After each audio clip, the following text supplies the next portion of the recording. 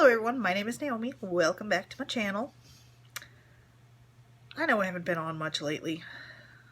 It's come to a time where I have felt that it is most important for me to focus on my family, my prepping, my learning new skills, developing the skills I have, teaching my children new skills, working with my son in his homework. That's like kind of high up there on the list. And praying for our nation, spending time in my Bible and spending time praying. So there has been a lot that I have been heavily focused on outside of YouTube. But I wanted to check in and make sure everyone's doing okay and just give everyone a little pep talk here. I know things look rough. I know that things may even seem hopeless, but it's not necessarily hopeless. So, don't give up and don't stop prepping. Don't stop praying.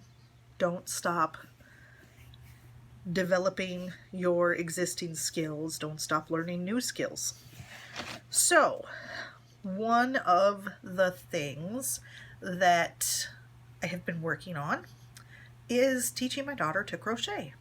So, Abby recently came to me and said, I think I want to learn how to crochet, which I rejoiced because this kid, she has not had even the slightest bit of like domestic interests whatsoever.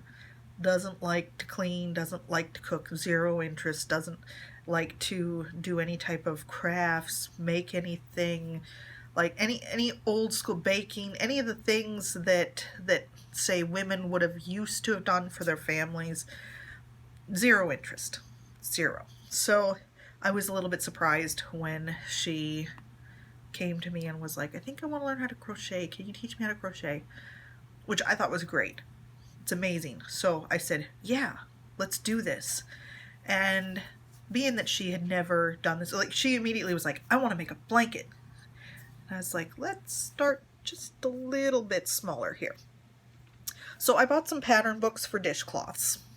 I said, let's try a bunch of different dishcloth patterns because basically you'll be doing small projects, and since I've got such a variety of different patterns, we can try all different kinds of things and learn how to do all of the different stitches and stuff in a small item. So it's not a big deal if you mess it up, or as opposed to get halfway through a blanket and realize, hey, I gotta undo most of this. So I pushed her in the direction of, we're just going to start out with dishcloths.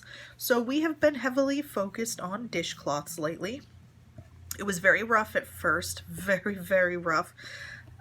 She was, I don't know if you've ever taught anyone how to crochet, but at first their stitches are so tight that you can't get the hook in to do the next stitch. So that was our struggle at first, and then dropping lots and lots of stitches. Now we have come a long, long way from there. Her stitches are too loose now, but she's not dropping as many stitches. Like the sides are starting to stay somewhat straight. We're making progress. I know that a lot of people would say, oh, that's awful, that's awful. Like where we started, this is good. This is one of her recent ones, and I was actually like thrilled because I was like, hey, it's almost staying straight. I know the stitches are still too big and stuff, but she's working on it. She's working hard. And Abby doesn't like naturally come by skills very easily, so she has to work a lot harder than someone like me who's, say, learned to crochet at age 4. So it's harder for her. She has to put in the time and the effort and really work at it. So I have been working on dishcloths. I've got some plain little dishcloths. I was trying to stick with really simple with like little single crochet all the way across, because I've been trying to teach Abby single crochet. So I have made like a gazillion dishcloths with just a single crochet. I've got like so many different colors and patterns, and I like to do a little border around it. So I got about a bazillion dishcloths that I have made lately, which is kind of crazy. Nobody needs that many dishcloths, but my sisters were in need of dishcloths, and so I said fine. Okay, and then this is the one that I have most recently started making, is a sunflower. I really like the sunflower. The sunflower is my favorite so far. I mostly do simple things when I'm with Abby, and then the nights she's working I can do, ta-da, sunflower dishcloths. So anyway, oh, and pot holders. I like to do pot holders. You do like two sides and then you stitch them together. I've got a big plain one, then I've got this one here where I put a little loop on it. So I've been working on pot holders and dishcloths, and it's been an adventure. But it's really, really, really, really good for us to teach our children some of the things that we know how to do and pass that information on. I was starting to worry that these next couple generations coming up would be the generations where we lose, I guess basically where we lose the ability to do a lot of things on our own, because our world has become so technology driven and so automated, and it's getting to the point where people don't know how to do things. Like, they don't know how to do things on their own. I watch the guys across the street every day, every meal. There's a car that pulls up for DoorDash and delivers whatever restaurant it is they want delivered. They order every meal. Every meal. These are young guys. They're in their 20s. So they're always ordering out food. Like, a part of me as a mother, I just want to like walk over there and knock on the door and be like, hey, here's a good home cooked meal. You need to eat something healthy. You're going to regret this life of fast food. Like, have you ever watched Super Size Me? Like, here's a copy of Super Size Me. Don't live on McDonald's, please.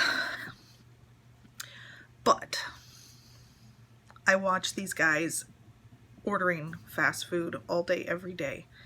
And I don't want my kids to do that. I want my kids to know how to cook. Now, my son, he cooks. But my daughter, she'll be the one with the DoorDash. But we're working on it. We are working on some of her skills now that she's an adult.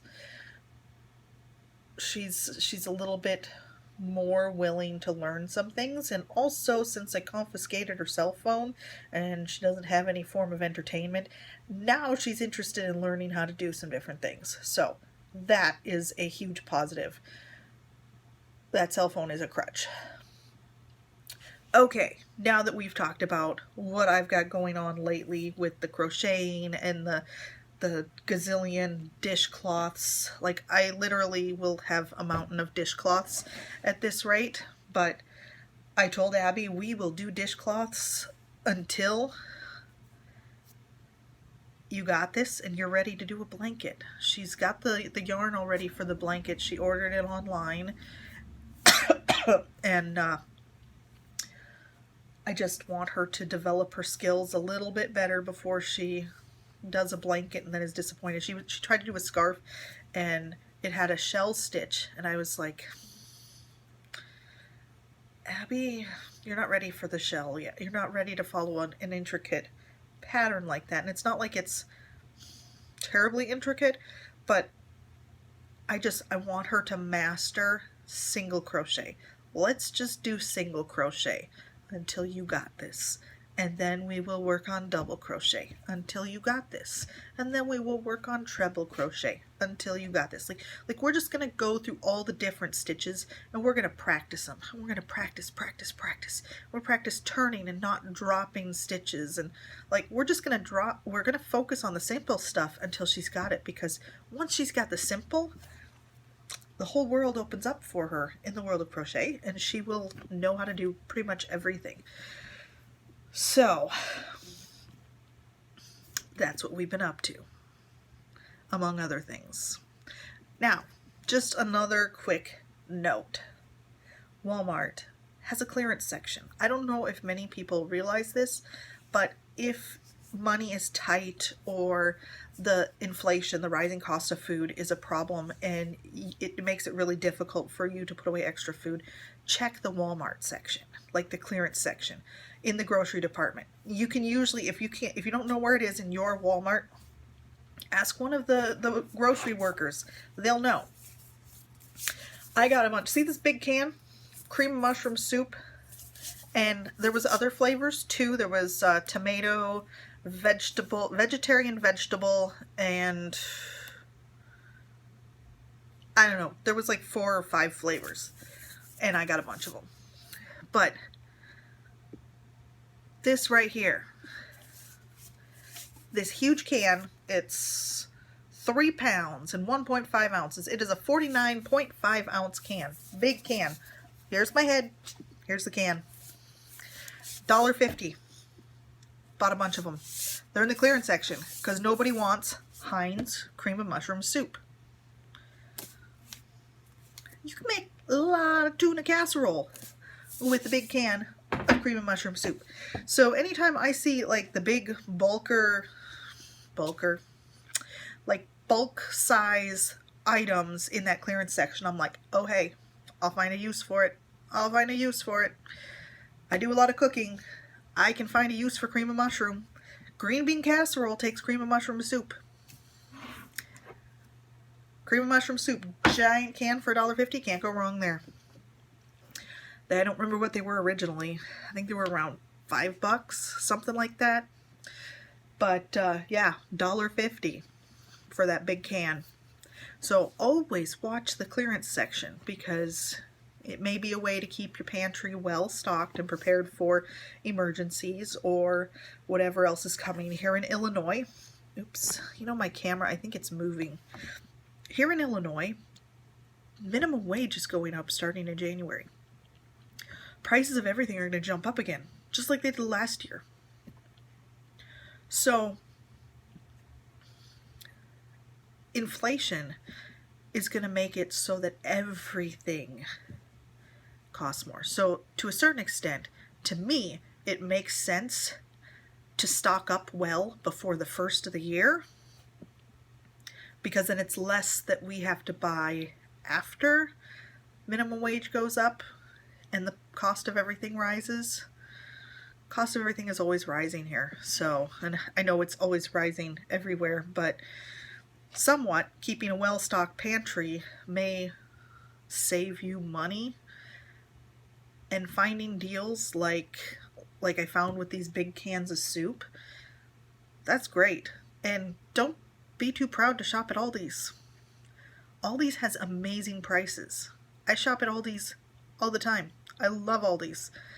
And to be honest, a can of mandarin oranges from Aldi's is every bit as good as a can of mandarin oranges from Walmart or Hy-Vee or Kroger or whatever grocery store you have in your area. Natural Grocers. A can of mandarin oranges is a can of mandarin oranges. So I say go ahead and go to Aldi's and save yourself the money and get more food for your buck. Why not? My kids eat mandarin oranges like they're going out of style, so I get their mandarin oranges at Aldi's. No shame there. Alright, thank you for supporting my channel by watching my videos and liking and commenting. I do greatly, greatly appreciate it. There's a lot of censorship going on with conservative channels right now, which is very, very troubling to me. Freedom of speech in our Constitution should apply to everyone, equally across the board. It doesn't matter if I disagree with what you say. I still wouldn't want to live in a world where you didn't have the freedom to say those things. because it would mean that we were not truly in a free country. Freedom of speech should apply to all equally. And this censorship that's happening, and I've literally watched it on so many conservative channels and live streams, and you even see it in mainstream media, big time bad. Anyone who tells the truth is now labeled as a conspiracy theorist. It's the craziest thing ever. Which is funny. This is what I keep telling people. We all thought Alex Jones was crazy. I never imagined a world where Alex Jones, the crazy conspiracy theorist, was right. So I've come to the realization that conspiracy theory, what's labeled conspiracy theory, is a lot of times the label is just there to cover up and hide the truth. Think about that.